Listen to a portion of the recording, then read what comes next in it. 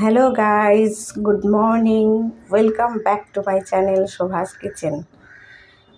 আজকে সকাল সকাল বাচ্চাদের জন্য বানিয়ে নিচ্ছি বানানা মিল্ক শেক। বাড়িতে যা ছিল তাই দিয়ে করে দিচ্ছি। নিয়েছি দুটো বানানা, দুধ, হানি, খেজুর, কাজু বাদাম আর গুড়। এগুলো মিক্সার গ্রাইন্ডারে আমি পেস্ট করে নেব।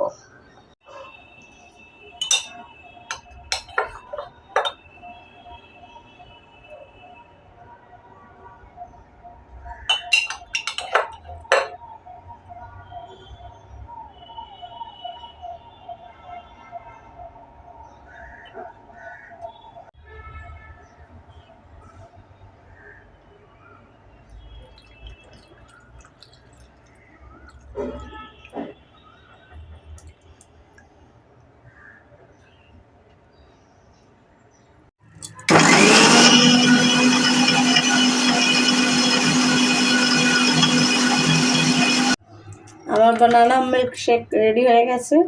দেখুন এরকম হয়েছে পেস্ট করে নেওয়ার পরে। আপনারা চাইলে এটা ইচ্ছা মতো পাতলা বা ঘন খেতে পারেন, যেমন ইচ্ছা। এতে আরও অনেক জিনিস দেওয়া যায়, যার যেমন ইচ্ছা সেভাবে দিয়ে বানাতে পারেন।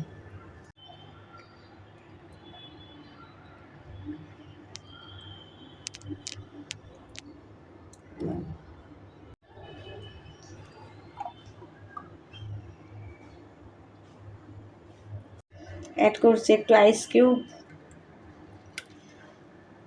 বাচ্চাদের খুব পছন্দ আইস কিউব দিয়ে।